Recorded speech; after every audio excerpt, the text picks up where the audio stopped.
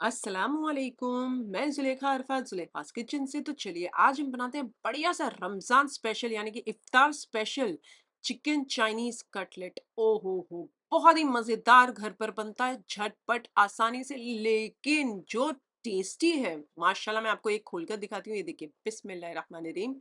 क्या बढ़िया दिख रहे हैं और टेस्ट में इतने लाजवाब। अगर आपने ये नहीं खाया है तो ट्रस्ट में आपने बहुत बड़ी चीज मिस कर दी है इस साल रमजान की। ट्रस्ट मी, इतना बेहतरीन बनता है। तो चलिए शुरू करते हैं आज की रेसिपी। साधारण यानी ऑर्डिनरी इंग्रेडिएंट से एक्स्ट्राऑर्डिनरी डिश बनाते हैं आज की। चलिए, सबसे पहले एक फ्राई पैन के अंदर थोड़ा सा तेल डाल दीजिए। इसमें 1 टेबल स्पून बारीक कटा हुआ लहसुन डालकर इसे फ्राई कर लीजिए। आधे मिनट के लिए फ्राई कीजिए। उसके बाद एक हरी मिर्ची मैंने बारीक काट कर डाल दी है, उसे एक बार चला लीजिए। और एक मीडियम साइज की प्याज बारीक कटी हुई डाल दीजिए, यानी कि छुंदा कटी हुई डाल दीजिए। और इसे भी बार बार चलाते हुए 1 मिनट के लिए फ्राई कर लीजिए। जब 1 मिनट हो जाए तो यहाँ पर मैंने 250 ग्राम चिकन बोनलेस ली है, छोटे छोटे पीस किए हैं। चर्बी निकाल लीजिए, 2-3 पानी से धो के नितार कर फिर इसमें डाल दीजिएगा। अब इसको चला लीजिए, चूल्हा फास्ट पर ही है। थोड़ा सा नमक डाल देती हूँ और आधा छोटा चाय का चम्मच काली मिर्चों का पाउडर डाल दीजिए। और इसे बार बार चलाते रहिए तब तक। हमें ये फास्ट आंच पर फ्राई करना है जब तक कलर चेंज नहीं हो जाता चिकन का।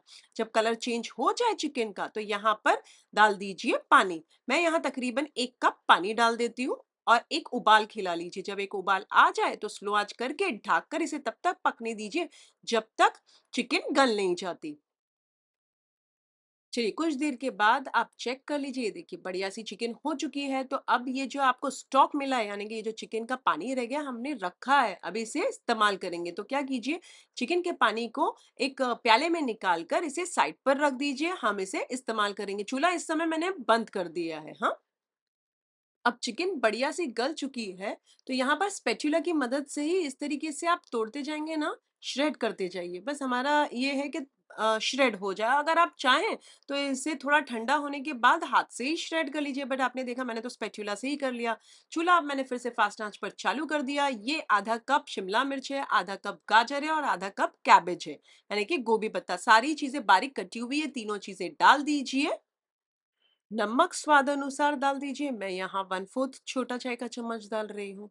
और आधा छोटा चाय का चम्मच काली मिर्चों का पाउडर। ये मैं 2 बार डाल रही हूँ क्योंकि 1/4 वाली ही चम्मच थी।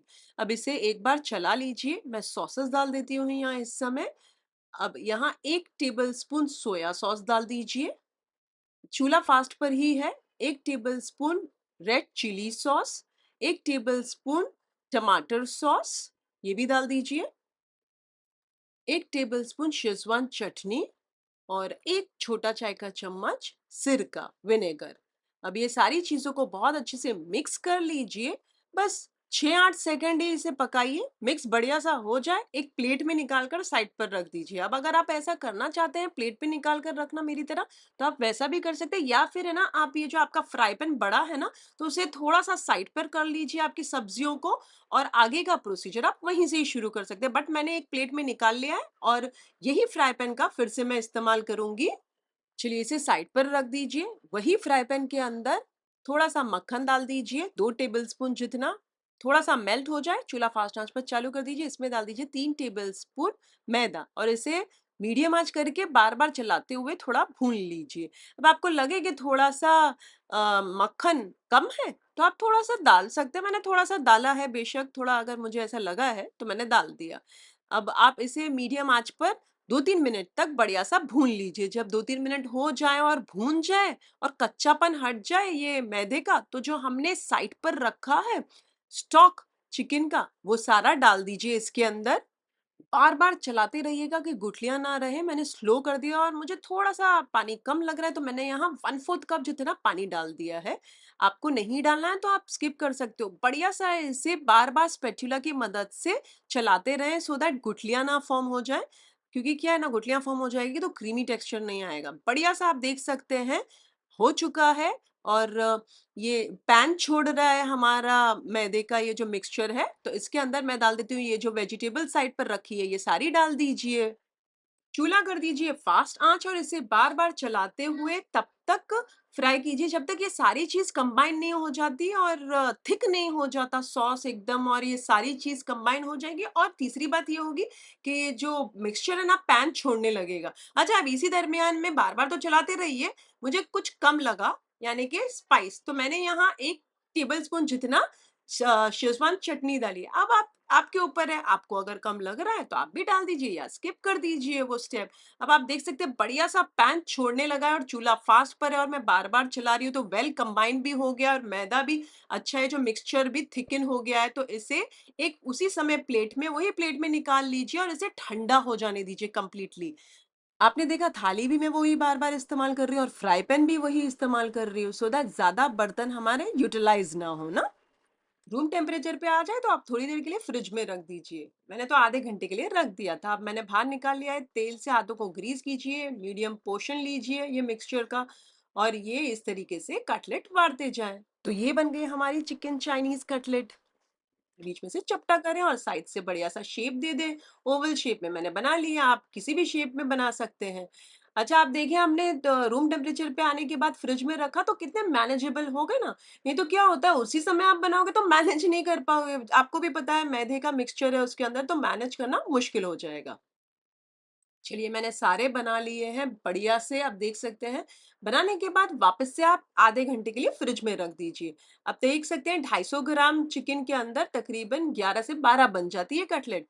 चलिए, आधा घंटा हो चुका है। एक बड़े से बाउल के अंदर 2 अंडे डाल दीजिए, चुटकी भर नमक डाल दीजिए, आप चाहें तो दूध या थोड़ा सा 1-2 टेबल स्पून जितना पानी डाल सकते हैं। साइड पर ही आप देख सकते हैं मैंने थोड़े से पैनको ब्रेड क्रम्स में वो जो बारीक वाले ब्रेड क्रम्स आते हैं ना, दोनों मिक्स करके मैंने लिए हैं। आप किसी भी एक तरीके का ब्रेड क्रम्ब ले सकते हैं।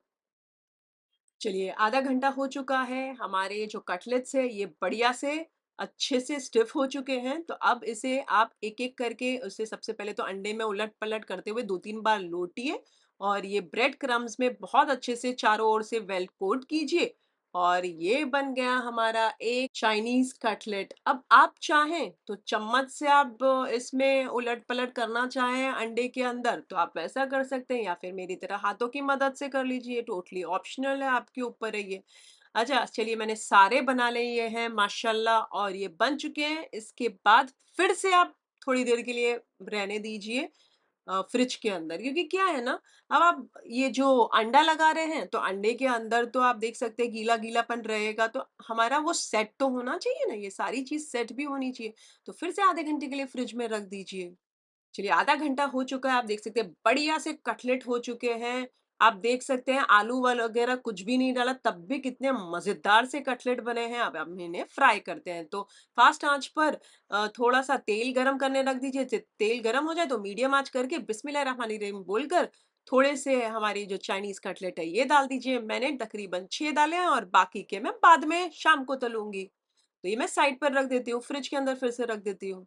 और थोड़ी देर के बाद यानी कि आधे 1 मिनट के बाद पलट दीजिए और इसी तरीके से उलट-पलट करते हुए जब दोनों ओर से लाइट गोल्डन ब्राउन हो जाए तो इन्हें निकाल कर नितार कर टिश्यू पेपर के ऊपर साइड पर रख दीजिएगा। अब बात ये है कि पूरा अंदर से तो पका हुआ है, बस बाहर से थोड़ा-सा लाइट गोल्डन ब्राउन और क्रिस्पी होने की देर है। तकरीबन 2-3 मिनट में तो बढ़िया से हो जाएँगे, ये देख सकते हैं मैंने हो गए हैं। तो मैं इन्हें निकाल कर नितार कर टिश्यू पेपर पे रख देती हूँ। अब आप चाहिए तो दूसरा बैच भी इसी समय बना रहे हो तो इसमें डाल दीजिए गरम तेल के अंदर, मैं बाद में बनाऊँगी तो मैंने साइड पर रख दिया है। अब गरमा-गरम इन्हें निकालें एक सर्विंग डिश के अंदर और इसे सर्व कीजिए। आप चाहें तो टमाटर केचअप, आप चाहें तो किसी भी तरीके की चटनी, हरी चटनी, शेज़वान चटनी किसी के भी साथ सर्व कीजिए। वैसे कुछ चटनियों की रेसिपी लिंक्स डिस्क्रिप्शन के अंदर है, आप वहाँ चेक कर लीजिएगा। तो ये बन गए हमारे मज़ेदार से लज़्ज़तदार बढ़िया से चाइनीज़ चिकन कटलेट। मैं आपको एक तोड़कर भी दिखा देती हूँ। पहले तो ये देख लीजिए कितने बढ़िया से बने हैं और दोनों ओर से आप देख सकते हैं, ऐसे बिल्कुल भी ऑयली टाइप नहीं लग रहे हैं, माशाल्लाह। तो ये देखिए, बिस्मिल्लाहिर्रहमानिर्रहीम। ओहो हो! बहुत ही मज़ेदार है। मैंने खाए इस समय, इतने डिलीशियस है ना कि आपका हाथ ही नहीं रुकेगा। आप इतने खाते ही जाओगे ऐसा है माशाल्लाह। तो अगर आप ये रेसिपी बनाएँ तो मेरे साथ कमेंट सेक्शन में ज़रूर शेयर कीजिएगा, मुझे आपके कमेंट्स पढ़ने बहुत अच्छे लगते हैं। रेसिपी बढ़िया-सी बनी है तो एक लाइक फटाफट कर दीजिए, उससे ज़्यादा अच्छी लगी हो तो अपने फैमिली और फ्रेंड्स में इस वाले वीडियो की लिंक ज़रूर फॉरवर्ड कीजिएगा।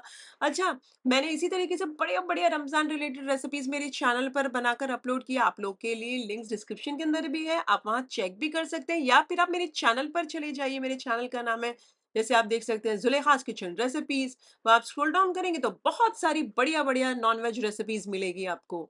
इस रेसिपी में बस एक ही चीज़ है कि आप स्पाइस अपने हिसाब से एडजस्ट कीजिएगा।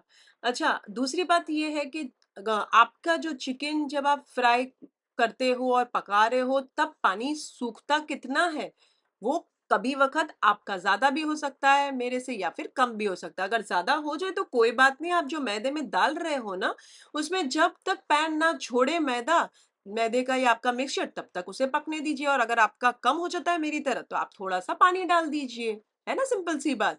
चलिए अब अगर आपको इसी तरीके से बढ़िया-बढ़िया रेसिपीज़ चाहिए तो मेरे चैनल को सब्सक्राइब कर दीजिए। फिर से हाज़िर होंगी नई शानदार दमदार रेसिपी के साथ। अंटिल देन टेक केयर, अल्लाह हाफ़िज़, बाय बाय।